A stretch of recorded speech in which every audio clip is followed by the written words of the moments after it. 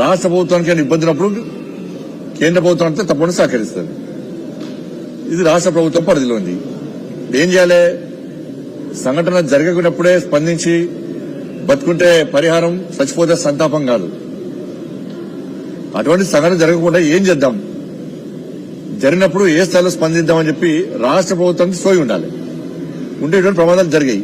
సరే, సంఘటన చెప్పిరాదు, అనుకోకుండా జరిగిన సంఘటన. ఏదైనా ఆ బిల్డింగ్ లో కనీసం లోపల పోవడానికి కూడా అవకాశం లేకుండా ఉండేటువంటి ప్రమాదం.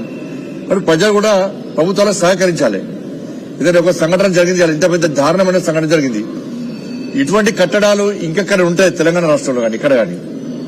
దాన్ని సరి చేసుకుని రేపు మనకు కూడా ప్రమాదం వస్తే, మన ఇళ్లలో ప్రమాదం వస్తే, రేపు ఫైర్ ఇంజన్ వాళ్ళు వస్తే కూడా వాళ్ళకు వెసులుబాటు ఉండే విధంగా, వాళ్ళకు కాపాడే విధంగా ఉండే విధంగా ఏ విధంగా మనం సౌకర్యాలను మెరుగుపరుచుకోవాలో ప్రజలు కూడా సౌకర్యాలు మెరుగుపరుచుకునే విధంగా ఆలోచన ప్రజల లోపల రావాలి.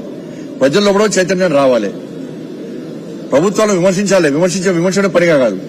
ఇలా సంఘటన జరిగింది, ఫైర్ స్టేషన్ వాళ్ళు లోపలికి కాపాడే ప్రయత్నం చేస్తున్నారు, కానీ లోపలికి పోయే అవకాశం లేదు.